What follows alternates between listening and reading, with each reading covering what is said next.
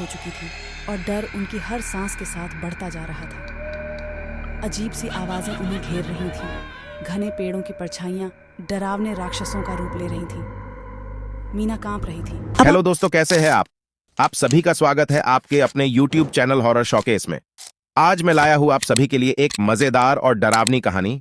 तो आइए शुरू करते हैं इस डरावने सफर को। कहानी शुरू करने से पहले आप सभी से मेरा हाथ जोड़कर निवेदन है, वीडियो को लास्ट तक जरूर देखिएगा और चैनल को सब्सक्राइब और वीडियो को लाइक जरूर कीजिएगा।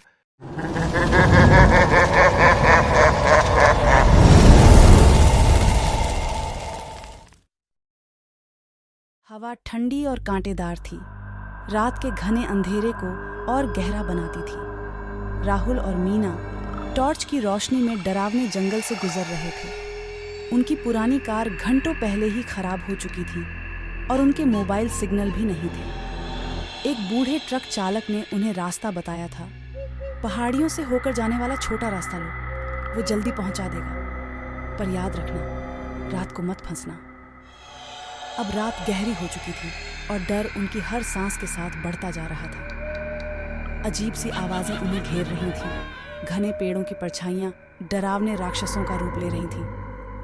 मीना कांप रही थी। राहुल, मुझे डर लग रहा है, कोई हम पीछा कर रहा है। कुछ नहीं मीना, राहुल ने आश्वस्त करने की कोशिश की, लेकिन उसकी अपनी आवाज में भी झिझाहट थी।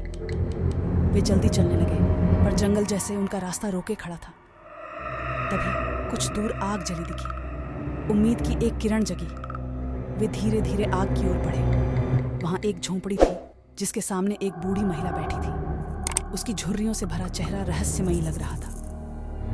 महिला ने मुस्कुराते हुए उनका स्वागत किया। आओ बच्चे, बैठो। उनकी दयालुता से राहत मिली। उन्होंने अपनी परेशानी बताई। महिला ने समझा और उन्हें रात गुजारने के लिए झोंपड़ी में जगह दे दी। उसने गर्म रोटी और चाय देकर उनका पेट भराया। रात भर डरावने सपने उन्हें सताते रहे।